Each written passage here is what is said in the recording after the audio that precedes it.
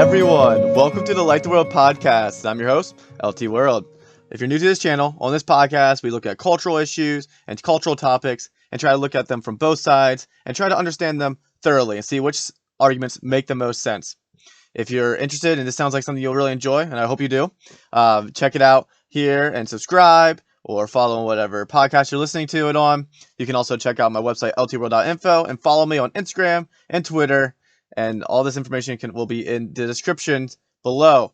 So, today we are jumping into the topic of the gender and sex spectrum. We're going to start off with the sex spectrum, then we'll move into the gender spectrum. But this is a very heated topic, and we've already been talking about it.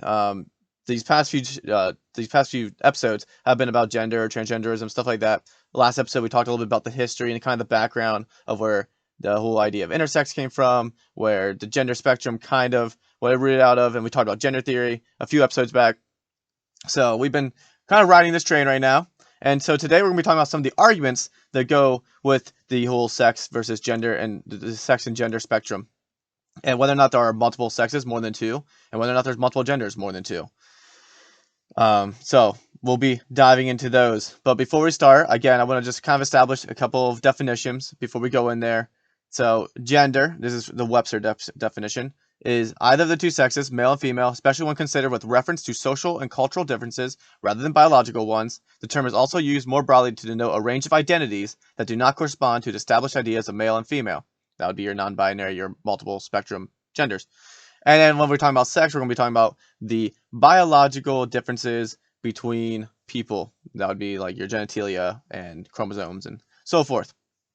So let's jump into the sex spectrum. This is going to be brief. There's not too much to do because the main issue when looking at the research and looking at what people are saying, the main issue when it comes to the sex spectrum is definitionally. So what do we define man as? What do we define woman as? And what actually makes up a sex? And so forth. So people who are in favor of the sex spectrum, that there's more than two sexes, that there is like six sexes. In some cases they say six sexes. Sometimes they say there's ambiguity to how many sexes there are. A lot of times what they go to is chromosomes. So as we talked about last episode, there are roughly 6 chromosome types that exist. And so you have people with Klinefelter syndrome, Turner syndrome, you have people with XYY syndrome, and so forth. So you have people who don't necessarily have just an XX or XY chromosome, but there's like about 6 different ones that have been observed in living human beings. So a lot of times they'll say, well, chromosomes is the basis for sex. Some people also argue that there's multiple sexes because genitalia, there's multiple ways genitalia can come across. So you have people with a scrotum and a vagina, or you have people with hormones that don't necessarily align perfectly with the genitalia they do have, stuff like that. But primarily, people, when they look at the sex spectrum, they're going to point towards either the chromosome differences, or they're going to point to the intersex community and say they're different sex entirely. And that's what their foundation is typically. So again, this is just they're normally defining sex by either genitalia or by the chromosomes. But the people who say no, they're still a sexual binary, they're still just men and women, they will point more to the fact of whether or not there's a Y present and within the chromosome. So if the person has a Y chromosome, that would make them a man. If the person does not have a Y chromosome, that would make them a woman. And as regards to genitalia, they normally look at functionality, because typically speaking, whenever someone has a Y chromosome, they have a functioning testes, they have functioning penis. It may not be fully developed, it may not be fully grown, they may have more of a womanly figure, but they still have a working penis, they still have working testes and stuff like that.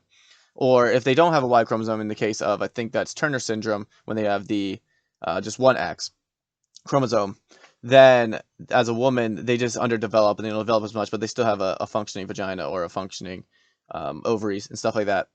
So typically speaking, people who say no, there's only two sexes will say, well, just look at where the Y is. If there's not a Y woman, if there's a Y man, therefore it's still binary. And also look more at functionality and not just external viewing. And that's normally, it comes down to definitionally, how do people define their terms. I lean still more towards, I still agree with the whole idea of the sex binary, whether or not we should just look and see if there's a Y or not, and also look more at functionality than just external appearance. But that boils down to more of a definitional and where people are going to hang their hat on in that regard as far as the sex spectrum goes. But as we talked about, the sex spectrum plays a part into the gender spectrum, which we will be moving into next. So let's jump into it. So in the gender spectrum, one of the first arguments that people do in support, we're going to be talking about people who support the gender spectrum. The arguments that people use to support this will sometimes go back to the intersex communities. So when you look at certain articles or look at certain papers or people who are defending the idea of multiple genders, they'll say, well, since there's these intersex communities who have either they already assent to the idea that there's multiple sexes, more than two, I should say, or they will say that even if there is a sexual binary, that there's hormonal differences between these people, that there are complications because, like, for instance, again, Klinefelter syndrome, a man with a more womanly figure, that the existence of these ambiguities and the existence of these crossovers hormonally that cause different hormonal or influence behavior as well, that in of itself goes to show that there's more than just gender is not just two categories. Gender is now can be expressed in multiple ways because there's nuance in people's sexuality, and that will be displayed through how people express themselves sexually. This will be displayed in how people express themselves identifyingly, how they identify, and it will come across that way because it should make sense because not everyone falls perfectly within just two categories of sex. So that's normally a first defense for the gender spectrum, is that there is sexual ambiguity among the sexes, and that is something to consider. That is something definitely to consider. Another argument that's made, and this is I based a lot of this argument from a book by Richard F. Doctor, who is I think he was a psychology professor from California, and he was in favor of the gender spectrum. He was in favor of that type of thing. And he talked about how their social learning is more important than sex when it comes to gender. Therefore, children can be raised to express themselves in multiple ways. So gender, as we established, is how people express themselves, typically with some sort of sexual undertone, and how people identify, and how people want to behave, or even, like, to a certain extent, personality traits even. So gender encapsulates behavior and encapsulates how people fit within a culture. And Richard F. Doctor made the point that since behavior and expression and all that is influenced by how people are taught socially, so taught by culture, taught by parents, taught by brother, sister, that in theory, there could be an endless amount of ways that people could be raised to behave. And therefore, gender isn't just a binary. Gender actually has a whole spectrum of possibilities because people can learn socially to behave in many different ways, and that may not fit within what is traditionally understood to be feminine or traditionally understood to be masculine. There's a lot of ways that people can express themselves that don't fit within either of those categories, and therefore there's multiple genders because social learning is what helps develop gender. And so that was kind of Richard F. Doctor's whole thrust with one of his books, and I forget what the book was called now off the top of my head, but let me see here. Toward a Theory of Cross-Gender Behavior, Richard F. Doctor. That was the book I was referencing to. So that's another argument from the fact that since there's many ways that people can be raised to behave, there is, in theory, then many ways that people will express themselves, and gender is therefore a spectrum. And then the third argument is that current gender norms don't align well with certain people's identities and behaviors. So as we kind of talked about already, with normally when it comes to gender, it's this idea of some sort of stereotypical understanding or feeling about what a sex portrays itself as. So feminine traits, typically speaking, are associated with certain characteristics and certain behaviors that fit within our culture. Like women wear certain types of clothing. That's how they express themselves. Women tend to have certain characteristics more often than men, or more dominant than men, like gentleness or stuff like that, and so forth, so on. And sometimes people don't feel like they fit well within that norm. And sometimes people don't feel like they fit well within the masculine norm with how they express, how they dress, or want to address at least, how they feel, how they behave. Maybe they don't come across as tough or whatever of traditional masculine understanding is of their behavior. And therefore, since they don't feel like they fit with any of those camps, they think but they are obviously a human being and they obviously have some sort of expression that is self-evident. There must be then more genders by just simple self-evidence. And so that is then another argument for a gender spectrum. People say, I don't fit within this category, I don't fit within this category. Therefore, since I am a person and since I have expression, there need to be more categories for me to fit in. I will create some sort of non-binary category. Some people actually like give this a name. Some people will just say I am non-binary. They won't necessarily tack on something really specific. Other people will really delve into specifics as of what they are. We're not going to get into all that, but that's essentially then the three main arguments that I've seen and I was reading about and hearing as I went through the research. And there's a lot to be said there. But then people on the opposite side of the camp, typically boils down to some form of objectivity is where people say, no, this doesn't really make sense. And so I'm going to start off with the idea from a quote from Ryan T. Anderson, who says, at the core of the ideology, he was talking a little bit more about transgenderism, but this also applies to the gender spectrum. At the core of the ideology is the radical claim that feelings determine reality. From this idea come extreme demands for society to play along with subject reality claims. So a lot of times people who oppose the gender spectrum argue that feelings are way too subjective to establish any idea as of what someone's gender is or what someone sexually identifies as or what someone's identity. Because I may say that I feel like a woman. I am a man, quite clearly. But I might identify as a woman because I feel like I have these certain characteristics that a woman have, or I feel like I don't fit within a woman or a man. I feel like I'm non-binary because I express myself in a way that doesn't seem stereotypically like any of them, and I just feel different or whatever. And someone like Ryan T. Anderson would say, well, how can we objectively say you are these things based on feelings? Because how confident do I need to be? How strong do my feelings need to be for these? How strong do my feminine traits need to be in order for me to be considered a woman? How weak do they need to be then for me to be considered a man? Or how in the middle do they have to be considered non-binary? There's way too much subjectivity there to really get a clear grasp of what these core structures are, what these core identities are. Or let's just say with like gentleness.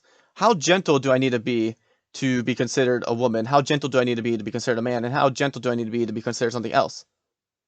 I don't know. And also, how could I even prove that I am those things? I might behave in a certain way or act like that way, but I might not actually feel that way. So how can people even tell me what I am? And then that's when you come down to the whole fact of, well, no one will know, and you just have to say it for yourself. But if I say it for myself, what is the categories? I don't actually know if there's an objective way to do it, and then it becomes just my own interpretation.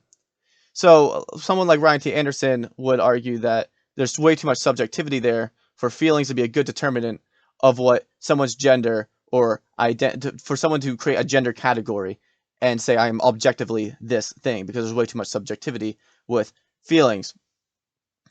And also, people will talk about the idea that as culture evolves, acceptable behaviors for genders also change. So, for instance, something that's seen as masculine today might not be seen as masculine 100 years down the road. So does someone's identity then change within several years? And so if someone's gender then can change with time because culturally everything changes, then what does that mean for the objectivity of someone's identity? Is someone's identity completely evolving as well, or is it fixed? And it's really hard to put a pinpoint on. If it's not fixed, then it's constantly changing. And if it's constantly changing, how can we define anything within that realm? It just kind of boils down to the whole subjectivity. How can we have an objective identity with something so subjective, and something that is you can't really categorize it, I guess you could say. And then also people who oppose the gender spectrum will say you still have a definition issue. It still exists. So we kind of talked about this with the transgender episode, where there seems to be some sort of definition issue. Because to say something is feminine is to say that this is what is to say that a woman behaves this way. But that seems like, one, a strong just stereotype, but two, if someone identifies as a man but behaves like what is traditionally understood to be a woman, is that person who identifies as a man, are they now a woman because they're behaving that certain way? Or are they still a man because they identify as a man and they feel like a man?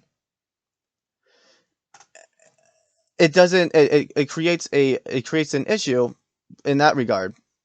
And then when it comes to the gender spectrum, then you can't create definitions for what what non-binary is, because it's purely based on the subjectivity of feelings, and you can't really categorize it, or so it goes. And so again, I kind of, when I'm looking at these arguments, it's hard for me, I know personally, to wrap my mind around the objectivity of gender. And that's why you'll have things like, I know there was a video that went viral with Matt Walsh on the Dr. Phil, where he asked the one transgender person on there, what is a woman? And they literally said, I don't know. That's up to the person to decide, because you can't put an objective standard on what gender is, because it's subject to feelings. And then you can't say what a man or a woman is, because it's based on identities that are just self-proclaimed. And you can't have any then objective categorization of those things. So again, there just seems to be a definition issue that still arises, that creates confusion, and that creates no way for people to truly understand what their sex is. Because again, why couldn't someone be a woman but have this array of characteristics, and just that would just be part of their personality and behavior, without having to tack on this gender identity? And why couldn't a man behave a certain way instead of identifying as a woman? Why couldn't they just be identify as a man who behaves a certain way that may not fit a stereotype? There still seems to be just a definition issue and too much subjectivity to make the gender spectrum work, because then it goes back to, well, then non-binary, you run into the same issue. Why can't a man or a woman behave a certain way that doesn't fit within either stereotype, but still just identify as a man or a woman based on their sex? And just say, I am a man, but I tend to be interested in this or that. It just seems unnecessary, and it seems like it just throws in an extra thing that doesn't need to be there. We can just identify as man or woman based on our sex, and then behave or portray ourselves as we will, without having to call it our gender, or without having to use these categories, and just say it's a part of our personality. This is how we behave. I'm just more extroverted, I'm more introverted, I'm more gentle, I'm more kind, I'm more aggressive, I'm more bold. It just seems to be a definition issue in that regard. So, but as I said, I want people to keep studying this topic. I want people to keep talking about it. I want people to keep learning, and I'm going to keep learning as I continue to delve deeper into such topics as this. And I just want you guys to continue to just think about it and keep doing what you do. But yeah, so hopefully you enjoyed this episode. And if you enjoy what you hear, if you like this type of stuff and like these type of discussions, as I also interview people on this show from different backgrounds with cool stories, and people who are just involved in the entertainment industry, stuff like that. Again, check it out, subscribe, follow along, and you can follow me at Instagram and Twitter, and check out my stuff at ltworld.info. And now, friends, go out there and light the world.